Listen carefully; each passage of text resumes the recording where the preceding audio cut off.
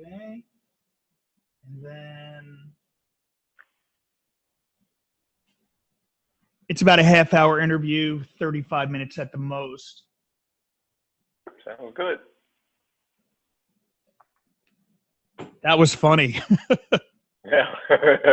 You're like, timing for what? Like, I was like, I don't get it. You know, Sheila is in Randallstown. Hey, Sheila, I'm very familiar with Randallstown. I lived in Randallstown for a short period. Sheila, thanks for coming in. We had some more people from the Academy, but they might have dropped off because we're a little late. We had a little tech glitch with Zoom again, so I'm so happy to be here. And we're broadcasting out in the Juice Guru community. Hello out there. Go ahead and type in where you're hanging out below the video. I'm here with our special guest that we're going to record this interview live for iHeartRadio so you guys get up close and personal, especially being part of the Academy where we let you ask some questions at the end from juiceguruacademy.com. And also brought to you by Try Best, making healthy living easy. If you're part of the community, you get special deals on their juicer. So just drop me an email if you're looking for a new juicer. And Quentin, how you doing? Where are you hanging out with us today? I'm good. I'm happy to be here. I'm in New Jersey. I'm in my home in New Jersey. Okay. I thought you grew up in Baltimore. You live in Jersey now? Yeah, I'm born and raised in Baltimore. Moved to Jersey about 4 years ago this year. So, you know. What part of Jersey are you living in? I'm in northern Jersey. I live in Union County. Okay. I grew up in Middlesex in Old Bridge. So I'm here in LA, okay. but you're in my hometown now. I would love to be in LA so we can swap whenever you're ready. Right? So I think we're all good. We gave people time to come in. I see Sheila's backstage with us, and we're gonna start this interview right now. So let's get ready with the countdown of 5 seconds, and we'll start recording for the radio. Sounds good. Hello and welcome to another edition of Juice Guru Radio. I'm your host, Steve Prusak. On today's show, we've got Quentin Vennie. He's a wellness expert, motivational speaker, and author of the best-selling memoir, Strong in the Broken Places, a memoir of addiction and redemption through wellness. He's here. He'll be right here right after this. So stay tuned for a special interview with Quentin Vennie. Well, welcome back. Welcome back to Juice Guru Radio. I'm your host, Steve Prusak. We've got Quentin Vennie here. Like I said, he's a wellness expert, motivational speaker. His new book, Strong in the Broken Places, a memoir of addiction and redemption through wellness, already a bestseller. His journey to recovery has publicly caused an outcry worldwide by leaders in the world of health, fitness, and beyond. His transformation has inspired thousands worldwide, at raising global awareness of anxiety, depression, and addiction. And his story is going to inspire you too. Let's welcome to Juice Guru Radio right now, Quentin Vennie. Thank you. So glad to be here. How are you? Quentin, thank you. I didn't want to share your story in the bio. I wanted you to take us back to where you were and what you've gone through to get to where you are today. Well, I was born and raised in Baltimore. My father was a heroin addict, so I was raised by a single mother. He spent the majority of my life, either in the streets or in prison. Grew up, I'd like to say, on both sides of the economic spectrum. I, grew up in a pretty rough environment in West Baltimore, but went to schools in the suburbs of Baltimore County. So, I was able to have the experience of both sides. When I was 14, I was diagnosed with acute anxiety and depression. They wanted to put me on Prozac at the time. My mother told them, that was a no-go. So I spent essentially the next 12 years of my life just figuring it out, being a teen and young adult, just trying to figure my life out. And then when I was 26, I was diagnosed with severe generalized anxiety and panic disorder and mild to severe major depressive disorder. The first course of treatment was medication. At that time, I accepted it, and ended up with a 2-year addiction to prescription medication. Overdosed on a combination of anxiety pills and Vicodin. Survived an accidental overdose. Survived 2 failed suicide attempts. And then found my own level of health, healing, and sustainability through what I consider to be my trinity of wellness, which is yoga, meditation, and juicing. And as a result, I was successfully able to rid myself of all medication, as well as heal some other things, like acne and, all kind of things, through my diet and through juicing. And just recently wrote my first book, detailing, everything that I just explained. Really amazing. And, when we hear about disorders of the brain, I remember hearing this story once where, a lot of times people try to ignore it, when there's depression or anxiety, because it's not a physical thing we can see. So they don't really like to, but it's just like any other disease, isn't it? Yeah, I mean, essentially, I think it needs to be treated with a level of priority. I mean, in our culture, in our society, and even in my community, mental health is only something that's just beginning to have a dialogue. It's not something that was ever really talked about or discussed, publicly. You didn't like walk down the street and say, "Hey, Steve, I'm going through some depression today. Can we talk about it?" That was very rarely the subject of conversation. It's something that most people don't understand, especially if they've never experienced it. And generally, it's not as easy as just get over it. Everything will be okay. I mean, if it was that simple, we wouldn't need these types of discussions. Well, of course, we're excited to hear about how juicing played a role. So how did you, get introduced to juicing, and what did that start to do for your transformation? Well, I actually got into juicing right after I watched the documentary, so Fat, Sick, and Nearly Dead with Joe Cross, and then I watched Crazy Sexy Cancer with Chris Carr. And, the two commonalities were juicing and lifestyle adjustment. Here you had, Joe Cross, this Australian guy who was overweight, had autoimmune disease. He went on a 60-day, 90-day juice fast and lost weight, got off the medication, so on and so forth. So, after my second failed suicide attempt, that's when I realized that even left to my own vices, I couldn't kill myself correctly. So I was obviously here for something, and I needed to take the responsibility and finding out what that was. So, the first step for me was research and, looking at the things that I was putting into my body and how that was contributing to my mental health and just my overall well-being. And once I started like researching the food industry and the medical industry, and then I came across those two documentaries. And, needless to say, immediately following that, I went to my 24-hour Walmart and I bought my first juicer. And what did you first notice initially when you first started juicing and getting all those nutrients in your body? What was the initial awakening that you tuned into at that point? Well, initially, the first few juices that I tried were disgusting. I mean, I didn't really, have the process down. I would juice different things, and I would have like 4 or 5 different glasses, and I would pour, small amounts to try to figure it out. I had no idea what I was doing. But once I actually got accustomed to the process, the first thing that I realized was this abundance of energy that I'd never felt. Prior to that, I was a big caffeine guy. I was a latte a day type of dude. I used to, lift weights in the gym. I was training for a men's physique competition at one point. So I was consuming well over 450 milligrams of caffeine every day, in pre-workouts and coffee and everything else. And this was an energy that I felt that I never felt before. It was different than the caffeine high. It was different than anything else I'd experienced.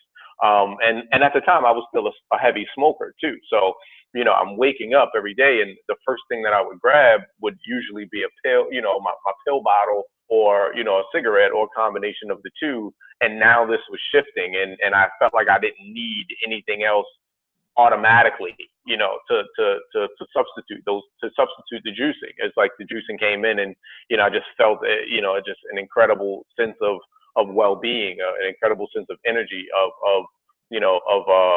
just being like open-minded to possibility, I think, for the first time in my life. And then how did it progress from there? So you brought in these other pillars like meditation and yoga. What role did they play, and how are they part of your life now? They're still a huge part of my life. I think, it was a combination of all three that really helped get me to where I am right now. I mean, the juicing was definitely the start. I had to, adjust what I was putting into my body, which helped my body heal physically. The yoga, because I had my first panic attack in the gym, I was no longer physically active. Anything that would spike my heart rate was something I wasn't interested in doing. So the yoga actually helped me get back to being physical without excessively doing it, to kind of like force anxiety or panic or anything like that. And then meditation just helped calm my mind, and it put me in a space of, of just being present. I'm a firm believer that anxiety resides in the future and depression resides in the past. And as long as we can stay present, then we're in a world where neither one of those two things can exist. So that essentially that was the process. And how are you including juicing in the routine now? Are you juicing every day? Do you do juice cleanses? And what is your favorite juice? I haven't done a juice cleanse up to this point. I wouldn't, well, not like a 3 or 4 day cleanse. I'll fast for like a day, and I'll just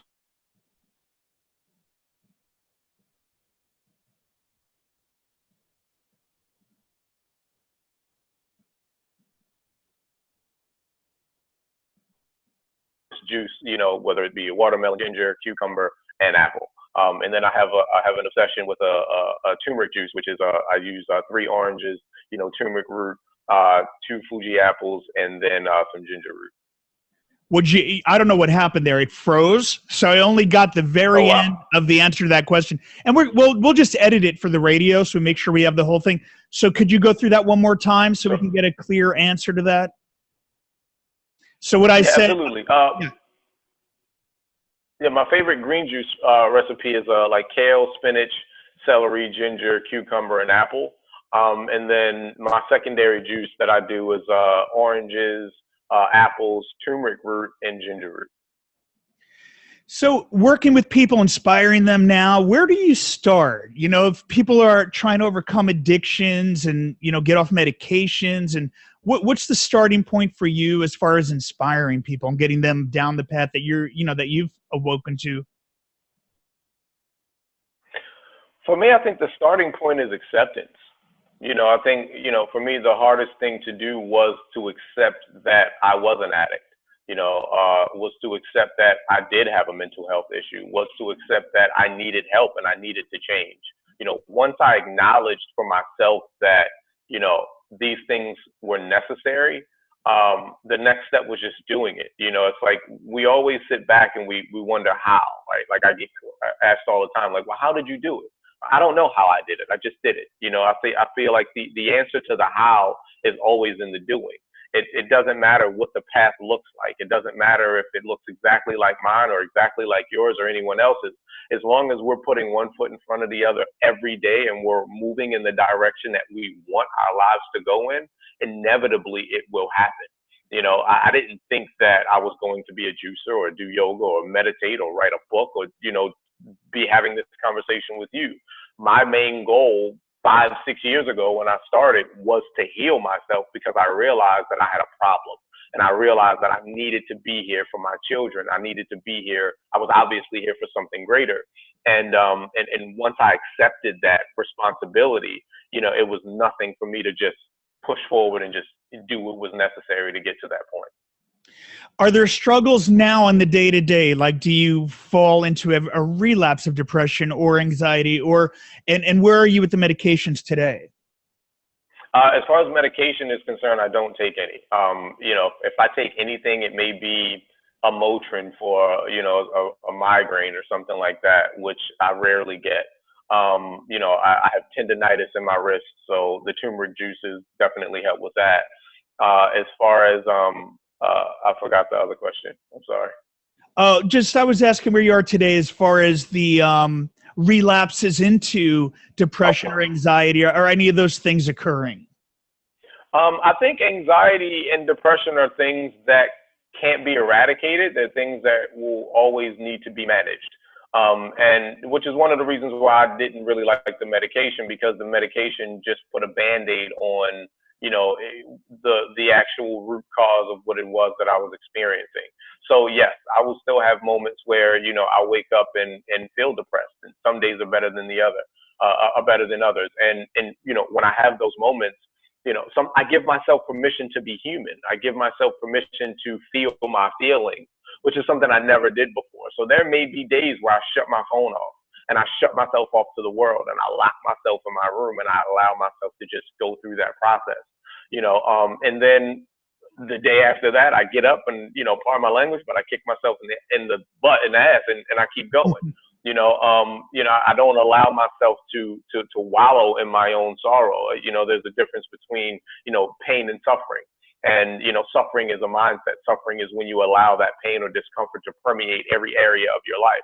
And because I know what it's like to sleep in my car because I'm afraid of having a panic attack. I've slept in my car in the parking lot of my emergency room hospital. I know what it's like to be rushed into the hospital and have medicine and needles and all kind of things stuck into your body, and you don't know what's going on. I know what that feels like, and I'll never allow myself to go back to that point. So, I allow myself to be a human, to feel my feelings, to experience everything that I'm experiencing in that moment, and then I just kind of move forward. And I also believe that having a good support system is always important. Having positive people around you that can help you identify certain things that you may not, because they have a certain vantage point that you don't, and being willing and open to accepting that assistance.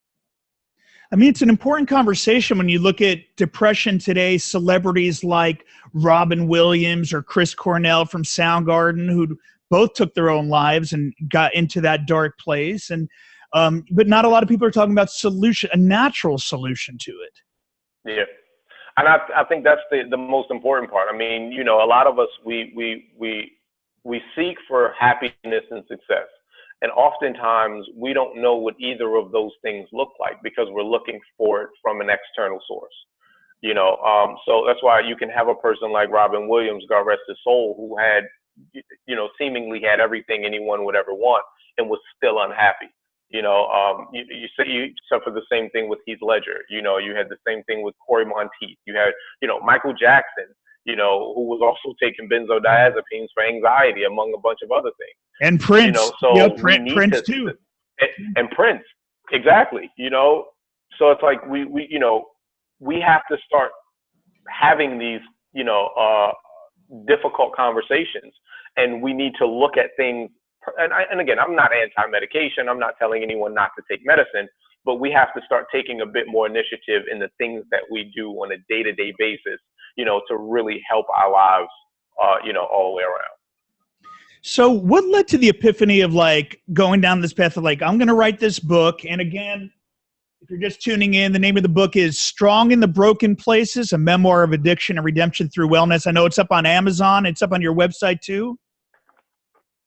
Yes, it's on Amazon. It's on my website. It's at Target, Barnes & Noble, anywhere books are sold in the U.S. and Canada, as well as Australia and the U.K. So yeah, it's pretty much, everywhere. And what led me to wanting to tell my story, generally I'm a very private person. I've always been that way. I've always been, kind of stayed to myself, didn't really like a bunch of attention or anything like that.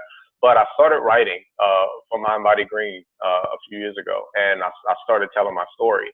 And it took a lot for me to even start telling the story. But the first thing that I wrote was, how I swapped pain pills for green juice. And I didn't think that anybody would want to hear my story. I'm just a typical guy from Baltimore. I went through some things. Nobody's gonna really care. And I was wrong. And I realized that with that article, there were a lot of people that were going through something very similar to what I was going through, or they were in the beginning stages of their journey and wanted to know how I did it, or, what led me down that road. And so I started telling more and more of my story. And I just felt like I reached a point where it was, I had to tell it in its entirety. Giving fragmented pieces of this story was helping, thousands of people, but I felt like it was limited, and I felt like it was necessary for me to tell, my story from beginning, to where I am right now. And the book starts off, I'm 10 years old in my grandmother's house, and that was the day that I found out that my father was addicted to heroin. Wow. Amazing. And it's such an inspiration. So take us to where you are now as far as projects, goals, and your plans for the future. Well, right now, my goal is to really continue to push and promote the book to as many people as possible. I think regardless of your background, regardless of your experiences, one thing that we share as humans is a level of relatability. And, we all share some level of struggle, some level of triumph. And, that's my intention, with the book. So, outside of that, I'm doing a lot more speaking engagements at wellness conferences, telling the story, opening the conversation, having the dialogue about anxiety, about mental health, about yoga, meditation. And, like when you really sit back and look at it, I never considered myself like the picture perfect, pillar of health and of wellness. And because of that, I feel like I can relate to people in a different way. I don't have a degree in medicine and, all of this other kind of stuff. Like I just have firsthand experience. And, my goal is to continue to share that experience and to continue to grow that relatability. I want to get into schools. I have an event on Friday where I'm doing in Baltimore at a school in East Baltimore for middle school girls. Where I'm doing a juicing demonstration and teaching them about juicing and, the importance of meditation and how it can, help them in their day-to-day lives. I want to continue to like grow and work with kids as well as adults, but, mainly kids, because I feel like if I had these resources when I was coming up, life would be it would be different for me. I wouldn't have had to experience what I did. And because I did, now it's my responsibility to help other people, to make sure that other people don't have to. You're listening to Quentin Vennie right here on Juice Guru Radio. We're going to open up for some questions. You have to be part of Juice Guru Academy for that at juiceguruacademy.com. But before we close out the formal part of the show, Quentin, anything to say for those just, awakening to this idea of, maybe I'll start juicing and I'd really like to get off those meds. You did say acceptance, right? That was the first thing, but any other words of advice to continue along the path that you found to really help change your life? Consistency. It's like I said, when I first started, the first few juices I made were awful. I mean, they were the worst things I'd ever had in my life. It was like I would rather take a shot of corn liquor than drink some of these juices that I tried. But I knew that if it worked for them, it would work for me. And, I was diligent in that and I stayed consistent, consistency breeds habit and habits change behaviors, right? And behaviors change our lives. So if anything, if you're just starting this journey, don't quit at one or two juices and just say, hey, this is not for me. Try different things. Some people like juices with no fruit. Some people like juices with more fruit. I would rather a person have a juice with 3 apples in it than go and buy a Coke. So, just stay consistent, stay diligent, stay purposeful, trust the process. It's all a process. Healing is not a destination. Healing is a journey. And you have to find a way to enjoy that journey, regardless of what your goals are. You're going to hit your goals and you're going to exceed those. And once you hit those goals, you'll have more goals and more goals. It's a constant process. So, trust the process, enjoy the journey, and you'll experience a world that you never knew existed. Quentin Vennie right here on Juice Guru Radio. Thank you again for being here. And we're going to have the links up at our website at juicegururadio.com so you can find his book and his website and more to follow the work of Quentin. Such an inspiration. Thank you, Quentin. And I'm Steve Prusak, and we'll see you next time. I'm going to go ahead and open up for some questions. So if you're here in the Academy, go ahead and type in the chat box. And Sheila, do you want to come on camera with us? And if you do, just raise your hand and I'll make you a panelist. You can connect with us and actually ask your questions live, which we're always open to do. And we try to make that a perk as being part of the Academy. And we'd love to connect with you face to face. So I see a hand is up. Let's go ahead and bring on another attendee. And anyone else who's watching too here in the Academy, go ahead and raise your hand. We'd love to have you join too. Here we go. We're going to bring Sheila in. And Sheila, just go ahead and accept that you'd like to attend, and you'll unmute your microphone when you come in. There she is. Left-hand corner, and go ahead and unmute so we can hear you. There she is, looking great today. Hey, Sheila. Can you unmute your microphone? Left hand, hover your mouse over the screen and left hand corner, just go ahead and click your mouse and we'll be able to hear you. And just so you know, Sheila, we're broadcasting in the Facebook group too, so you've got an audience watching. Great. How you doing, Quentin? It's so nice to meet you. I mean, Steve posted all of this stuff about you, and I was like, oh my gosh. I guess by you being from Baltimore too really inspired me. But what really got me was I'm a nutritional therapist. And so my whole thing is showing people how to use food as medicine, how to use juice as medicine. But the difficulty is trying to get people to even realize that, how beneficial it is, how they can put down the meds to try the juice first versus the meds. Do you have any advice to share about how to have that conversation with people? It's like, I don't know if I'm like giving the right words or, you know, how to inspire them to do that. No, I understand completely. I still go through the same thing, to be honest with you. I think what I found to work best is sharing my personal experiences. I think, you know, we connect on a human level when we share our experiences. And, you know, you have some people that, regardless of what you say, regardless of the studies and the science behind it, they'll never deviate from it, you know. And as unfortunate as it is, we have to kind of just accept it for what it is. And you know, even if there's a group of 20 people, if you can get one person to at least give it a shot, then you've accomplished an amazing goal, right? So, you know, I always preface everything with, this is what happened for me, this is my life, these are my experiences, and this is why I'm sharing it with you. Oh, cool. I was just like, just by you watching that video inspired you to try it. I was like, what was that, like the point where you said, okay, I'm gonna give this a shot? Because that's very unusual, somebody watch something and actually do it. It's like, definitely. Yeah, well, one of the biggest reason, I was desperate. You know, like this was a desperation attempt for me. Like, you know, my life was, I was on a road to death, essentially. Like, I wasn't gonna make it. If I continued living the way that I was living, taking the pills and as excessive as they were, I mean, I'd attempted suicide 2 times, you know, within a 6-month time period. You know what I mean? There was only a matter of time before I attempted it again. And, you know, I think I would have been successful eventually, you know? So, you know, I was literally at a place of desperation.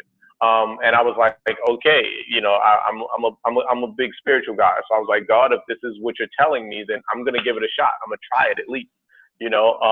And what's the worst that can happen? It doesn't work. Okay, cool. I'm right back in the position that I was in, you know? So it was really like a no lose situation. And, you know, and you know, again, it goes back to that relatability piece. You know, if Joe Cross and Chris Carr never shared their stories, I would have never known that this was anything possible. But I felt like, you know, coming from Baltimore, you know, like, you know, we're coming from a place of underprivilege, right?